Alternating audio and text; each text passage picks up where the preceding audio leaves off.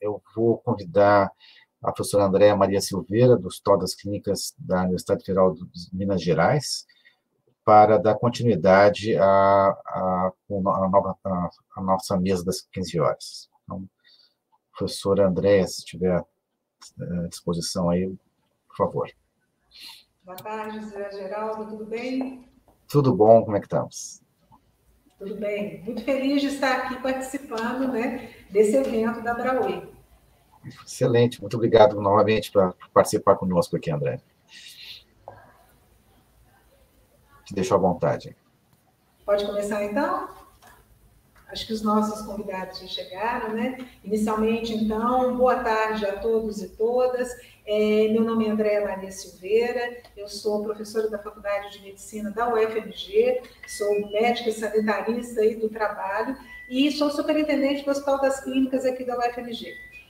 Eu vou coordenar essa mesa, uma mesa muito importante dentro da nossa temática, que vai tratar do impacto da pandemia de Covid-19 no setor de recursos humanos nos hospitais.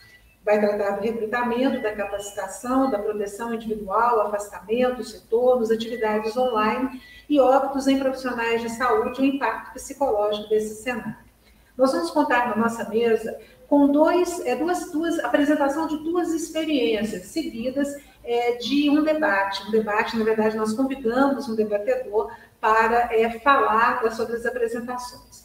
Então, quem são as pessoas que compõem a nossa mesa?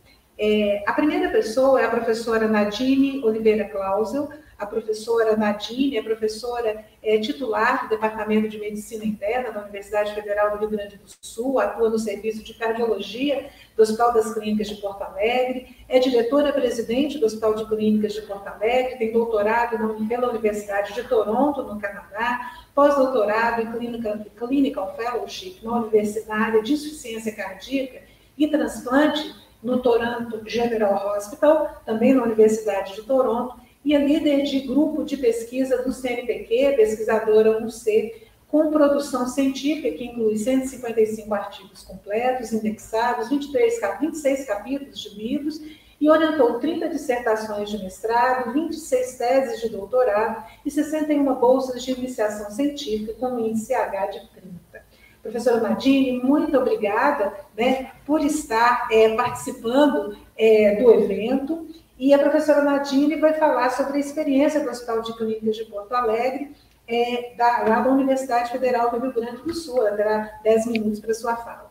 Em seguida, nós vamos ter a fala da experiência do Hospital Universitário Walter Cantídio, da Universidade Federal do Ceará, com a Eugenie Desirê Rabelo Viana.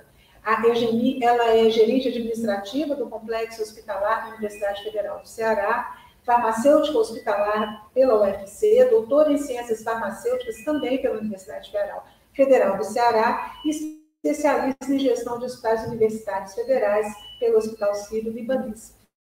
E o nosso debatedor vai ser o Dr. Alberto Chebabo, do Hospital Universitário Clementino Fraga, da Universidade Federal do Rio de Janeiro.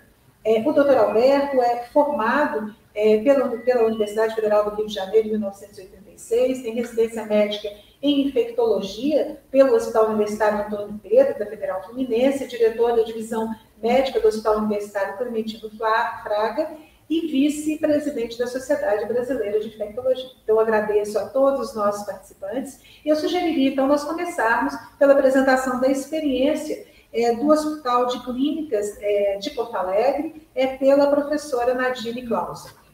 Professora Nadine. Bem, boa tarde a todos, um prazer estar participando dessa atividade aqui, liderada pela Abrauê. Andréa, bom estar contigo aqui nessa coordenação. Acho que é sempre importante os hospitais universitários trocarem experiências, aprenderem uns com os outros, nos reforçarmos como instituições que têm feito, ao meu ver, uma tremenda diferença na pandemia. E eu vou passar aqui a nossa apresentação. Queria também saudar o professor Zé Geraldo, nosso colega aqui na direção do Hospital de Clínicas, que está na presidência da Abrauê, estava de férias, queria dar um abraço também no professor Zé Geraldo. Vou, então, compartilhar a minha tela.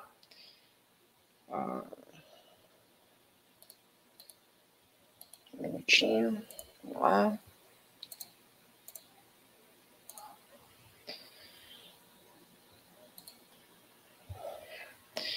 Bem, nesses próximos minutos, então, vou repassar um pouquinho do que foi o impacto da pandemia aqui no Hospital de Clínicas de Porto Alegre, o que nós aprendemos e coisas que ficam como desafios também para a continuidade da nossa gestão.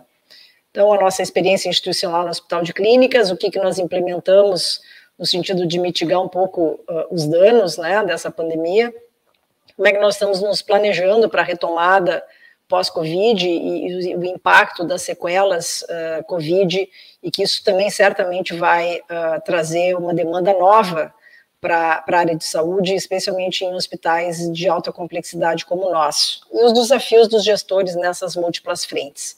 Então, alguns números, eu sei que, né, os hospitais, fazendo uma síntese de números, eles são muito impactantes, o nosso não é diferente. Então, aqui o Hospital de Clínicas, no final de 2019, tinha terminado de completar uma obra muito grande de ampliação de 70% da sua área física, sendo que um dos prédios alberga 2 andares de CTI, leitos de CTI que precisariam ser montados. Isso era novembro, dezembro de 2019. E em janeiro, já observando o que vinha acontecendo em outras partes do mundo, nós fizemos um movimento junto ao MEC, ao Ministério da Saúde, no sentido de, bom, se aquilo virasse uma pandemia, quem sabe o Hospital de Clínicas não poderia aceleradamente montar, que eram as áreas novas, para além dos 62 leitos que nós temos de UTI aqui no prédio antigo do hospital, como a gente chama, e de fato nós conseguimos recursos do MEC, do Ministério da Saúde, e rapidamente montamos, primeiramente 105 leitos, depois 135 leitos de terapia intensiva, reformulamos as enfermarias, né, com desaceleração da atividade assistencial, que a todos foi imposto. Chegou o momento que nós tínhamos 82 leitos de enfermaria, 135 leitos de UTI Covid. Além disso, nós montamos áreas de laboratório dedicado para Covid, todos os segmentos do hospital foram, evidentemente, segregados, e esses são dados recentes aqui do que foi a nossa movimentação na emergência: 8.000 pacientes, 3.300 pacientes internados nas enfermarias. Vou atualizar com os dados de hoje, que nós já passamos aqui de 4.000 pacientes em CTI, e nós montamos uma área de medicina ocupacional específica para os nossos funcionários, onde nós fizemos mais de 20.000 atendimentos de pacientes, então, de funcionários, né, com suspeitas Covid. Fizemos mais de 10.000 testes nos nossos funcionários nesse tempo. O Clínicas se tornou, então, um hospital de referência Covid aqui no sul do Brasil, e foi, então, o maior hospital de leitos de referência no estado do Rio Grande do Sul. Então, esses são os dados de hoje. Nós, a partir de janeiro de 2020, montamos um comitê de guerra, né, de enfrentamento da Covid, com reuniões diárias que persistem, na verdade, até hoje.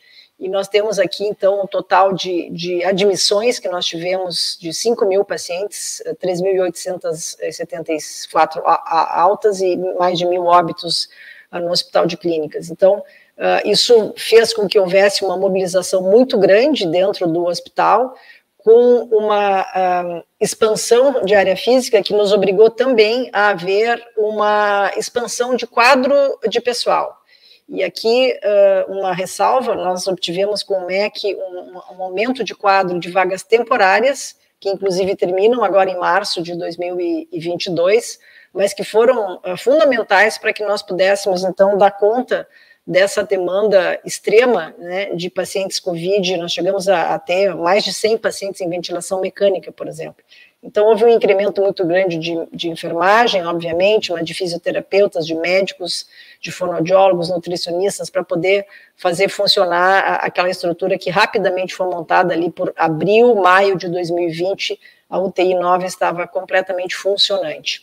Obviamente que o outro lado da pandemia, então, foram os impactos na produção cirúrgica, que nós, e outras, mas aqui a gente traz especificamente o gráfico do que aconteceu no número de cirurgias realizadas por período. Então, se observa o decréscimo aqui em abril, né, de 2020, depois coincide com um aumento da produção cirúrgica quando houve um certo arrefecimento da pandemia, lá por outubro de 2020, e nós tivemos depois aqui já em 2021, em março, um reflexo muito grande, quando nós tivemos, de fato, a maior sobrecarga Covid, foi em março de 2021, aqui no sul do Brasil. Mas é importante ressaltar, e os senhores observam aqui, que nós fomos capazes de manter um razoável funcionamento do bloco durante todo o período da pandemia, apesar de que houve muita reclamação, e com razão, dos nossos residentes. Nós temos aqui um robusto programa de residência médica, são mais de 40 especialidades médicas, e os residentes da área cirúrgica e de procedimentos sofreram bastante durante a residência, mas, enfim, essa é uma vocação que o hospital não pôde se furtar de entrar de cabeça na pandemia. Mas vejam que foi mantido, aqui são os números de procedimentos por semana, que se observa em cada uma dessas barras, se tentou manter. E agora nós já estamos praticamente, acredito que perto de 90% de funcionamento do bloco atual, depois vai haver uma migração para os prédios novos, com uma duplicação de sala cirúrgica, mas por enquanto, no bloco vigente, no bloco cirúrgico, nós estamos aí perto de 90% da produção. Eu estou pensando alguns highlights para depois a gente poder conversar, mas aqui eu trago o que aconteceu dentro do atendimento e que foi um ganho, eu diria assim. Eu acho que todos concordamos que a expansão dos teleatendimentos foi muito importante para que nós pudéssemos manter um mínimo de atendimento à população. Isso quebrou paradigmas, quebrou barreiras, e creio que é um aprendizado e uma tecnologia que veio para ficar e para ainda ser melhorada, né? Então, nós já tínhamos aqui a experiência, por conta de sermos aqui junto com a universidade e o Departamento de Medicina Social, um dos pioneiros, talvez o pioneiro na modalidade de telesaúde. Já é um projeto antigo, com ramificações pelo Brasil inteiro, liderado aqui pelo grupo do professor Erlo, e que foi adiante em várias frentes. Esse grupo trabalha aqui no Hospital de Clínicas, então nós aprendemos muito com os colegas, e eles alicerçaram muito da atividade transpandemia, tendo como base o Hospital de Clínicas, então, com todo o know-how e conhecimento que eles desenvolveram ao longo de anos de telesaúde. E aí o aumento, o incremento de teleconsultas no hospital foi muito importante para que nós pudéssemos manter. O nosso hospital é um hospital de alta complexidade, então pacientes transplantados, pacientes em quimioterapia, tudo isso a gente conseguiu manter razoavelmente o atendimento. Claro que tem muita tecnologia para expandir, né, para que a gente possa, né, ter softwares que a gente possa fazer adaptações do exame físico, que a gente possa examinar melhor os pacientes à distância, mas essas são ferramentas que vêm sendo construídas em várias partes do mundo e que a gente acredita que seja um caminho inexorável.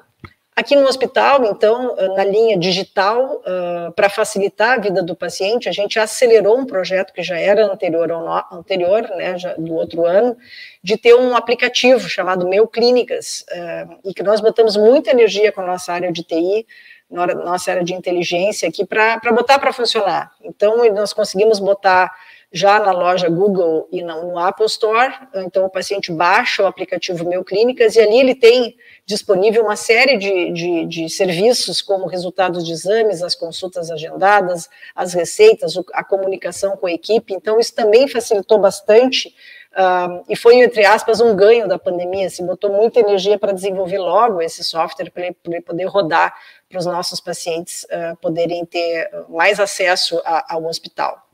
Então, dentro da telemedicina, nós criamos uma sala de teleambulatório, né? Nós abrimos um espaço com vários postos de computador, com câmeras, com fones, para que, então, as várias equipes pudessem agendar ali os seus horários de trabalho e desenvolver o que pudesse, né, das suas consultas, para que não ficasse represado e, ao mesmo tempo, manter o contato com os pacientes.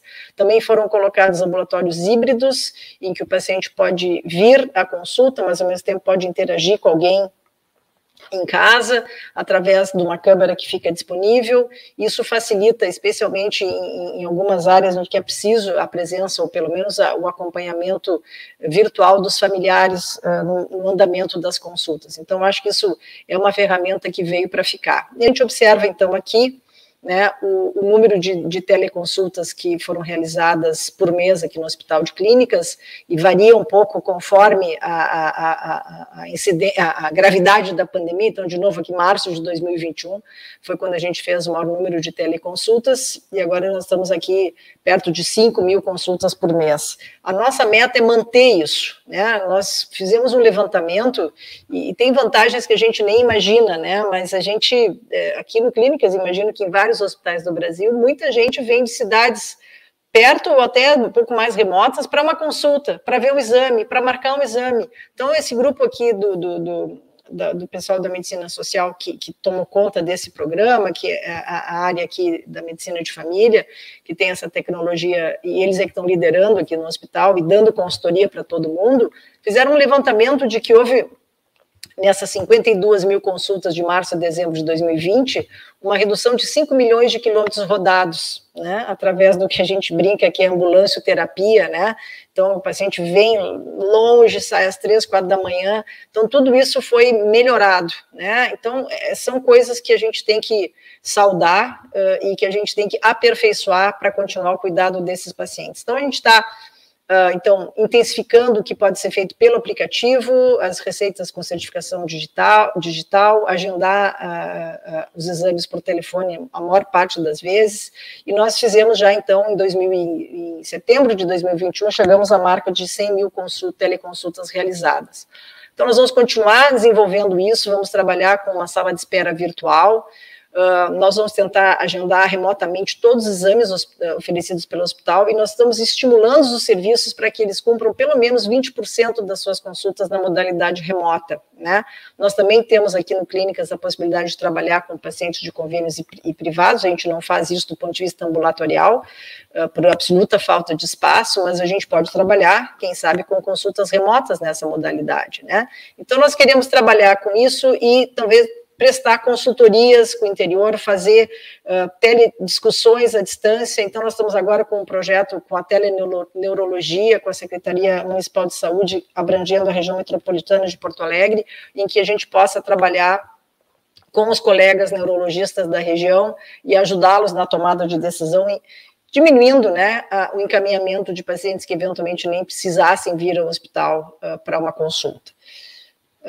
Os desafios pós-Covid, então, só para encerrar, né, nós estamos aqui criando um novo capítulo do CID, né, com os pacientes com sequelas em vários órgãos, né, sequelas motoras, sequelas cognitivas, sequelas cardíacas, pulmonares, enfim. E isso tudo hoje nós vamos ter que nos preparar, né, como gestores, e abrir espaço para esses pacientes dentro das nossas estruturas. Então, nós estamos já trabalhando com um projeto que é um braço de uma iniciativa PROAD do Hospital Sírio-Libanês, chamado REAB, e eles nos convidaram para participar, eu acho que exatamente porque eles sabiam que nós já temos aqui um grupo que trabalha com reabilitação e que já vinha olhando para os aspectos de cuidado pós-alta desses pacientes. Então, hoje mesmo eles estiveram aqui, nós fizemos um fechamento de um projeto curto aí de 4 meses, em que nós reservamos uma ala aqui do hospital para trabalhar com os pacientes pós-CTI e fazer uma integração de múltiplas equipes, né, médicos, psicólogos, fisioterapeuta, fonoaudiólogo, assistente social, terapeuta farmacêutico, para fazer com que esse paciente possa entrar num processo de reabilitação mais rápido, que ele possa ter alta com maior segurança, com maior qualidade e se reinserir o máximo possível na sua vida pré-pandemia. Ao mesmo tempo, abrir os ambulatórios específicos de segmento pós-Covid para dar conta das potenciais sequelas que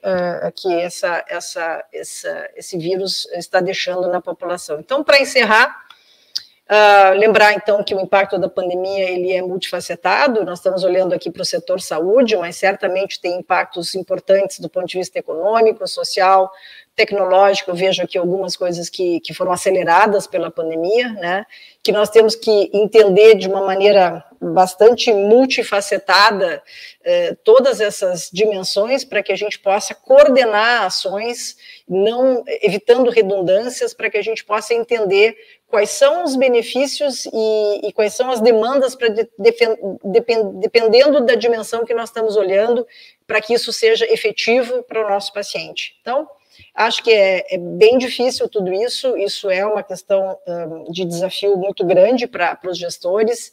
Esse é um sistema muito complexo, com uma pandemia muito grave, muito extensa, com repercussões enormes, e que a gente ainda está, eu diria, engatinhando no conhecimento dela, quanto mais não seja, porque a gente também não sabe quando ela termina, ela certamente ainda tem muito para nos ensinar, e nós temos que estar muito alertas para as lições que ainda têm por vir. Então, queria agradecer a oportunidade, mais uma vez, a Brauê, por poder estar aqui, repartir com vocês, e ouvir também as experiências dos colegas e aprendermos juntos. Muito obrigada.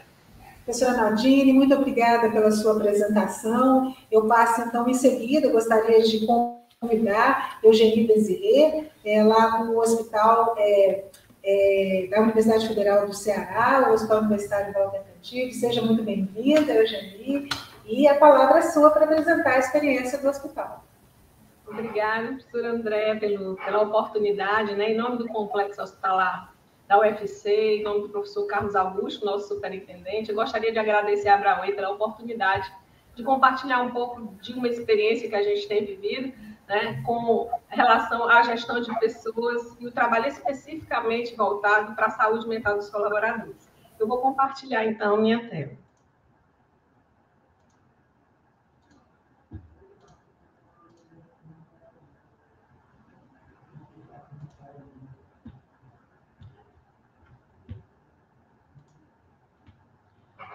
Bem, o Complexo Hospitalar da UFC ele é formado por 2 hospitais, o Hospital Universitário Walter Cantigo e a Maternidade Escola Assis Chateaubriand. Esses 2 hospitais, 100% SUS, são hospitais que se dedicam a atender a sociedade cearense nas suas necessidades de saúde, mas, sobretudo, a formar profissionais de saúde. Durante essa pandemia, né, desde dezembro de 2019, quando surgiram os primeiros casos na China, a gente passou por uma sequência, eu diria assim, de eventos, né, desde a negação propriamente da doença, de que isso nunca ia chegar aqui, né, até acreditando que esse vírus nem conseguiria sobreviver no calor, que sabe o calor do Ceará, né, até em março, quando nós tivemos os nossos 3 primeiros casos. Tudo isso gerou, esse transcurso todo gerou uma elevada carga de estresse. E nós tínhamos que, apesar de tudo isso, né, nos preparar para atender a população. Eu gostaria de falar para vocês do sentimento, né, que é um sentimento de profundo medo desde o início desde 2019. Todos os profissionais, eles viviam com o estresse do porvir, né? Que doença é essa? O que é que eu vou fazer? Se eu pegar, como é que vai ser com os meus familiares? O estresse era tão profundo que afetava, né, e afeta ainda muitos trabalhadores. E é sobre isso, sobre esse sentimento, né, que nós trabalhamos uma experiência e trouxemos essa experiência para passar aqui neste evento. Né? Para isso, nós tivemos que nos preparar mesmo diante de todas as incertezas. No Ceará, o lockdown ele foi iniciado em 8 de março, e esse lockdown fez com que os profissionais que já estavam naquela tensão, sem saber o que os esperava, tivessem que sair de casa enquanto todos estavam se abrigando na segurança dos lares. Né? Isso tudo reforçou ainda mais algumas dificuldades de logística que nós tínhamos, porque os fornecedores foram também pegos de surpresa e eles ficaram sem conseguir transitar. Então, as pessoas ficaram mais inseguras, os profissionais ficaram mais inseguros. Será que a gente vai conseguir ter os EPIs necessários para conseguir trabalhar de forma segura? Então, aqui no Complexo Hospitalar, nós nos juntamos, né, em um comitê, esse comitê de enfrentamento da pandemia, eu acredito que de forma similar aos demais hospitais, funcionou todos os dias e ainda se reúne, e nós elaboramos 2 planos de contingência, baseado em cenários. O primeiro deles era um plano geral, falava muito de estrutura, e um segundo plano especificamente voltado para o cuidado com a saúde mental do colaborador. Até porque nós tínhamos certeza, né, que diante dessa guerra contra o invisível, certamente os efeitos seriam parecidos com os dos conflitos bélicos, né, em que as pessoas realmente têm os estresses durante e após o enfrentamento dessa guerra. Ademais, nós sabíamos que sem as pessoas nós não tínhamos como prover cuidado. Então, nós tínhamos que proteger, né, e cuidar desse capital humano. Fora isso, a gente, como hospital universitário, sabe que a gente leva cerca de 10 anos para formar um médico intensivista e 7 anos para formar uma enfermeira especialista em terapia intensiva. E a AMIB, ela já trazia informação de que o número de médicos intensivistas no Brasil não era suficiente. Imagine uma situação em que todos os hospitais buscavam aqueles especialistas. Então, cada pessoa era extremamente importante nesse processo. Nós tínhamos que trabalhar para preservá-los, preservar a sua saúde física e mental, para que a gente pudesse contar com eles. Enquanto isso, enquanto planejávamos aqui, o medo se espalhava, as falhas de comunicação, as fake news, tomavam conta do cotidiano dos profissionais, do cotidiano da sociedade de uma forma geral. Então, a comunicação era estratégica nesse momento, também para dar conforto e a certeza de onde buscar a melhor informação. Todos nós fomos formados para trabalhar com evidências científicas, né? E nesse momento estávamos sem o nosso farol. Pouco era conhecido sobre o que era certamente a melhor conduta. E essa instabilidade, essa fragilidade na informação também corroborava com o incremento do medo. No Ceará, durante a primeira onda especificamente, à medida que crescia o número de casos, crescia o número de óbitos, essa tensão aumentava. E os trabalhadores, eles se perguntavam, né, à medida em que os leitos eram ocupados, e se eu adoecer? E se eu levar a Covid para os meus familiares? Será que vai ter leito para mim? E em alguns momentos na cidade nós não tínhamos realmente nenhum leito de UTI, nem um leito de enfermaria disponível. Esse cenário efervescente, ele é de fato o pano de fundo para esse nosso relato de experiência. E mais especificamente sobre um projeto que nós denominamos Projeto Conectados de Saúde Mental do Colaborador durante a pandemia. Esse projeto, inclusive, ele foi selecionado entre as 6 iniciativas, né, inovadoras na categoria de inovação em serviços ou políticas públicas do Poder Executivo Federal, agora recentemente na 25ª edição do concurso de inovação da ENAP. E como é que nós fizemos? Né? Nós usamos metodologia do Design Thinking. Nós fizemos um brainstorm e prototipação das melhores práticas para reduzir o estresse e reduzir o afastamento por adoecimento mental. Nós fizemos um diagnóstico de mais da metade do nosso corpo funcional já poderia ser tipificado como forte candidato ao afastamento por doença mental, logo no início desta pandemia. E nós envolvemos nessa proposta mais de 70 profissionais de 11 categorias diferentes. Como construímos essa proposta, esse plano de contingência, baseado em tecnologias leves, duras e duras. E tudo isso focado, utilizando como eixo, a comunicação, focado na saúde do cuidado, na saúde mental e na saúde com o corpo.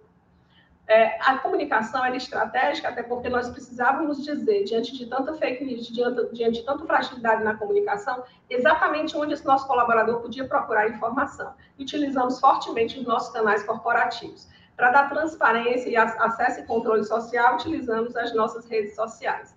Realizamos campanhas com a sociedade, com os familiares, que inicialmente mandavam mensagens de força, de coragem, valorizando esse colaborador. E isso foi justamente naquela época em que nós tivemos aqui o fechamento das ruas e uma fase bem difícil de muitas incertezas, mais até do que nós temos hoje. A sociedade aderiu de uma forma tamanha que nós passamos a receber um volume grande de doações de EPIs, doações de lanches, de brindes, e isso, e da presença e a palavra, muitas vezes virtual, muitas vezes uma vinda ao hospital para falar aos nossos colaboradores sobre a importância deles.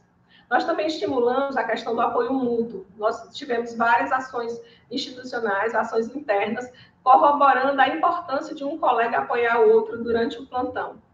E colocamos nas paredes dos nossos hospitais os nomes dos nossos colaboradores. Isso fez com que o senso de pertencimento fosse aflorado e ratificar esse sentimento da importância da presença de cada um deles ali no cotidiano.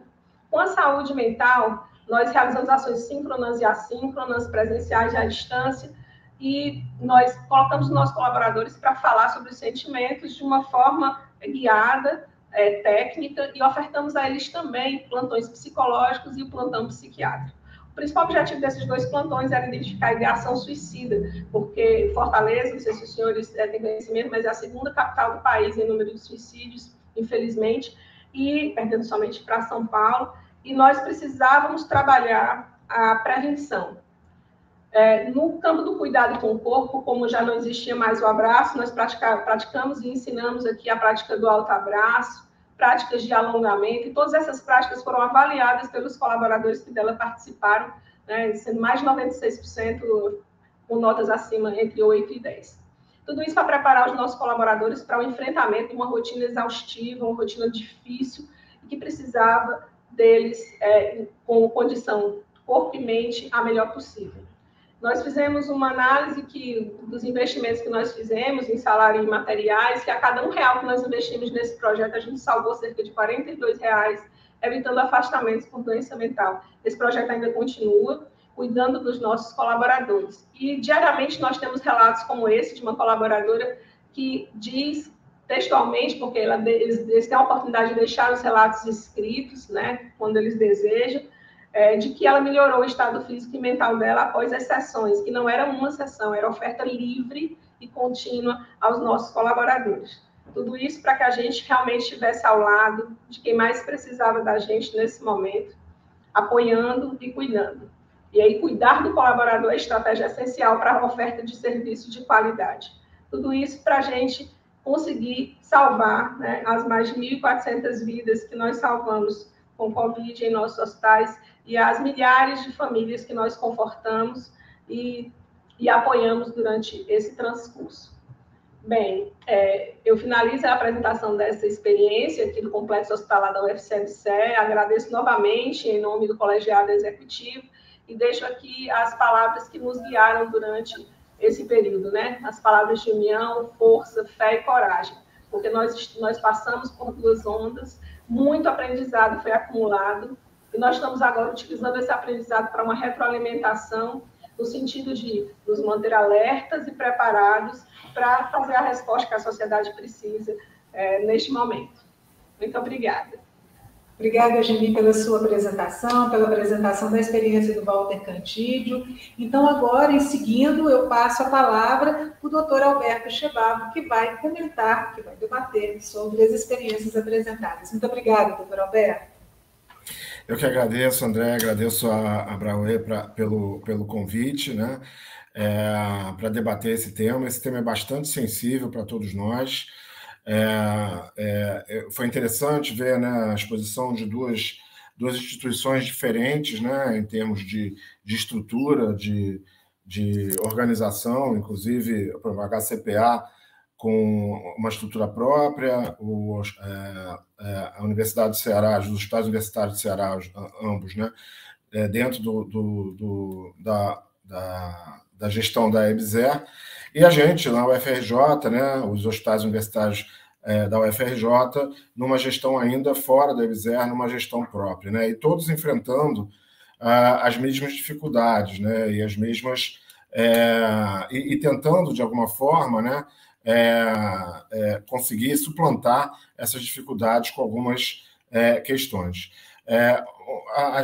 Quando a gente fala em termos de capacidade de mobilização, de internação, a gente vê que todas as unidades, independente da sua forma de gestão, tiveram que recorrer a contratos transitórios de pessoal, né? Porque a gente teve além de ter que aumentar, né, a oferta de leitos, né, porque foi o que foi demandado ao SUS, né, a capacidade de absorver a maior demanda de pacientes com Covid-19 no país, né? E, claro, os hospitais universitários, sendo os hospitais de alta complexidade, hospitais terciários, hospitais que deveriam ser, e no final das contas acabaram sendo, né? Os hospitais que tinham a melhor condição de responder a essa demanda, né?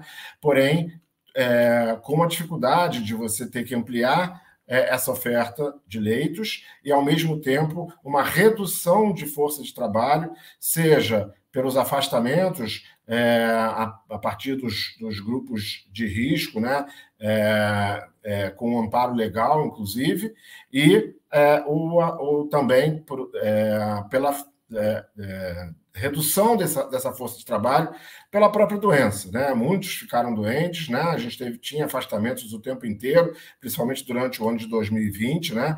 Onde a gente teve um impacto muito grande. O HU o Hospital Universitário Clementino Fraga Filho, né? A gente teve, chegou em alguns momentos que a gente teve quase 40% da força de trabalho afastada, seja por doença, seja por afastamento, por ser de grupo de risco, e a única forma que a gente conseguiu dar esse atendimento, conseguir avançar na prestação desse serviço, né, de atendimento aos usuários do SUS, foi através de contratação de profissionais temporários.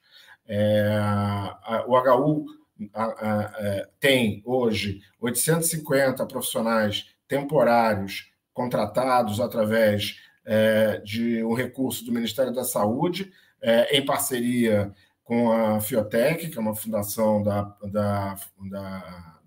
de apoio, né, da Fiocruz, e com esses funcionários, né, contratados, com essa mão de obra, nós conseguimos expandir, né, o número de leitos que a gente tinha no hospital pré-pandemia em torno de 260, chegando a 310 leitos, né? E principalmente o número de vagas de internação de CTI, que saímos de 16 para chegar, em alguns momentos, no maior pico de demanda, a mais de 60 leitos, né, de terapia intensiva no hospital. A outra questão que é importante, que também foi colocada, né, é a questão da própria... além da capacitação, né, desse medo, né, dos profissionais de saúde, do apoio aos profissionais de saúde que trabalhavam na linha de frente. Quando a gente montou a estrutura lá no Hospital Universitário para atender a essa demanda Covid, né, em 2020, a gente tem que lembrar que, naquele momento, o maior medo eram as pessoas ficarem sem EPI, né? A gente viu os relatos da falta de EPI na Europa, em Nova York, né? Que foram os locais que tiveram a principal onda antes da Covid chegar no Brasil, né? E os relatos eram assustadores. É óbvio que todos os profissionais de saúde tinham muito medo, né? Quando você vai lidar com um desconhecido, com uma infecção nova que tinha uma taxa de ataque muito grande e com um número exagerado, importante de mortes acontecendo. E isso teve um impacto muito grande nos profissionais de saúde. Uma das coisas que a gente teve que atuar é trazer todos os residentes, que é a população mais jovem, né, para a linha de frente de atendimento. Então, além de ter, né, essa contratação de profissional temporário, a gente conseguiu montar uma estrutura, pelo menos os primeiros 3 meses de enfrentamento do ano passado, em que a gente colocou os residentes todos na linha de frente de alguma forma, para que eles pudessem dar a ajuda, né, no trabalho de rotina do atendimento de uma forma geral no hospital e sabendo que eles eram o grupo de menor risco, né, junto com os profissionais. E a contratação de profissionais de forma temporária, que foi sendo realizada gradativamente, né? Claro, a maior parte desses profissionais muito jovens, né, em que a gente teve que treinar, dar treinamento, inclusive, dentro da própria especialidade, né, uma vez que muitos eram recém-formados, tanto na área de enfermagem, fisioterapia, médica, né, que chegavam para trabalhar, que era o que a gente tinha, que tinham disponibilidade para trabalhar naquele momento, para atender. Isso fez com que a gente conseguisse, durante esse ano e meio, mais ou menos, né, ter uma estruturação de um grupo de trabalho muito entrosado. Hoje a gente chega no hospital, né, esses profissionais que foram contratados de forma temporária, eles hoje têm uma estruturação muito...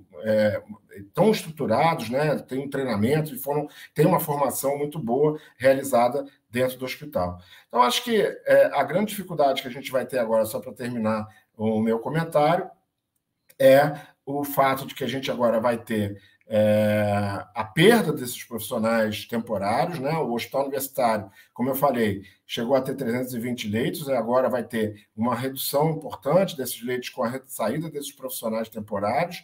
A gente manteve uma média de internação durante o ano de 2021 em torno de 760, 750 internações por mês e uma média de 450 cirurgias por mês, né? Maior do que, inclusive, a gente tinha pré-pandemia, uma vez que com essa contratação de pessoal, principalmente com a redução, né, do número de casos de Covid, a gente pôde aumentar, né, a capacidade de atendimento e de cirurgias de outras especialidades, né, não só Covid, de outras patologias, que estavam represadas e continuam represadas no sistema. Então, acho que, dentro dos meus comentários, acho que o mais importante é destacar, né, essa forma que a gente conseguiu, independente do modelo de gestão, de contratação de pessoal. Os hospitais universitários deram, né, a resposta necessária e devida a eles nessa pandemia, mas agora a gente precisa, todos nós, todas as formas de gestão, tanto via IBSERV, quanto via quanto a HCPA, que é uma fundação específica, quanto o Hospital Universitário, que agora está no movimento de adesão à IBSERV, mas a gente precisa do apoio para atender essa demanda reprimida, enorme, que certamente vai ser impactante, né, para a saúde do país, para o SUS, nos próximos 2 anos.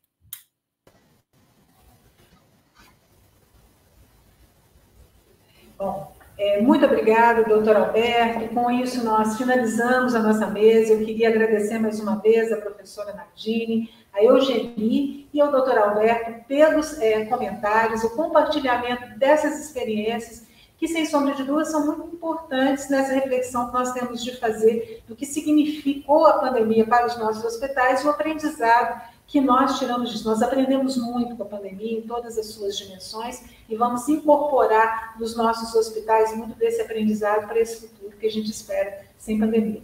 Então, com isso, nós encerramos essa mesa. Eu reitero meus agradecimentos a vocês e às pessoas que nos assistem pelo canal do YouTube. Muito obrigada.